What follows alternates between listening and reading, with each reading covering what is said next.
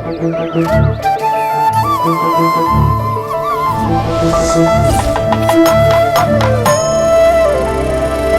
விட்ட குறை தொட்ட குறையோ எக்கச்சக்க சம்பளம் தரும் ஹிந்தி ஃபீல்டை விட்டுவிட்டு தமிழில் குப்பை கொட்ட கிளம்பி விட்டார் பிரபுதேவா. இவர் இயக்கிய போக்கிரி சரியான ஹிட். அதுக்கப்புறம் இந்த ஹிட் காம்பினேஷனை மீண்டும் கோர்த்து மாலை கட்ட முன்னணி தயாரிப்பாளர்கள் முயற்சித்த போதெல்லாம் நேரம் வரட்டும் பார்க்கலாம் என்றே கூறி வந்த விஜய் அதுக்கப்புறம் வந்த வில்லு படு பிளாப். பிறகு என்ன, இந்த ஜோடி சேர்வதில் தயக்கம் நீடித்தது.